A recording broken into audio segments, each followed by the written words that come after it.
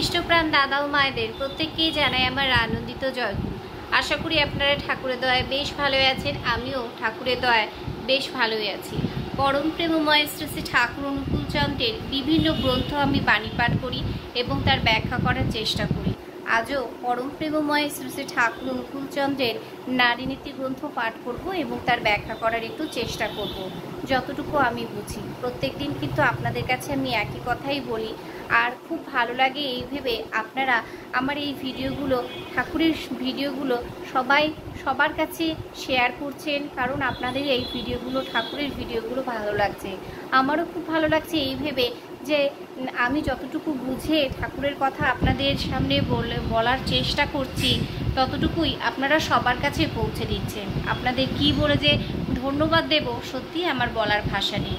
তো আজকেও আপনাদের একই কথাই বলবো, ভিডিওটা স্কিপ না করে অবশ্যই কিন্তু আপনারা ভিডিওটা দেখবেন এবং শেষে কিন্তু কমেন্টসে আমাকে জানাবেন যে আমি যে বাণী পাঠ করছি তা সঠিক হচ্ছে কিনা।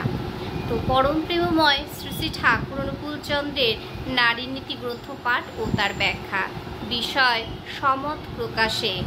যে নারী নিচু হইয়া সম্মানের সহিত নিজের মতকে প্রকাশ করে এবং তৎসম্পর্কেও কাহাকেও খাটো করে না, সে সহজেই আদরণীয়া ও পূজনীয়া হয়।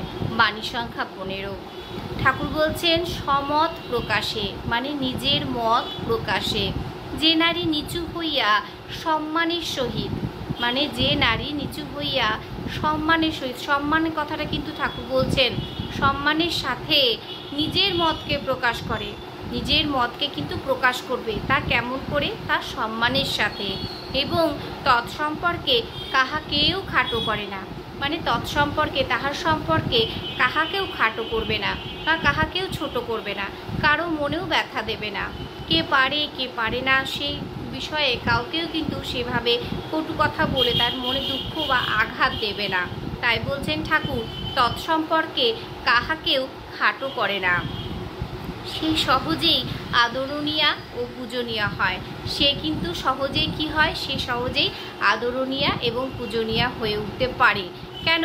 কারণ সে কাউকেই খাটো করে না। নিজের মতকে কেমনভাবে প্রকাশ করে? নিজের মতকে প্রকাশ করে সম্মানের সঙ্গে, এবং সে সহজেই তখন কি হয়? তখন সবার কাছে সে আদরণীয়া হয়ে ওঠে, মানে আদরের পাত্রী হয়ে ওঠে এবং পূজনীয়া হয়ে ওঠে। পূজনীয়া তখনই হয় যে সমস্ত কিছু সুন্দরভাবে, বড়দের মতো করে সুন্দরভাবে, কাহাকে খাটো না করে, ছোট না করে, সুন্দরভাবে নিজের মতকে প্রকাশ করবে। তাহলেই কিন্তু সে পূজনীয়া হয়ে উঠতে পারবে।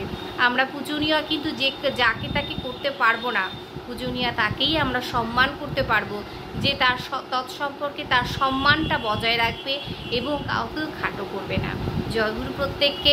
ঠাকুরের কথাগুলো বোঝাতে পারলাম কিনা আমি জানি না, তবু চেষ্টা করি, আমি প্রত্যেকটা দিন ভিডিওতে চেষ্টা করি। তো যদি ভালো লেগে থাকে তাহলে ভিডিওগুলো অবশ্যই আপনারা শেয়ার করে পাশে থাকবেন। জয়গুরু। দেখা হচ্ছে পরবর্তী ভিডিওতে।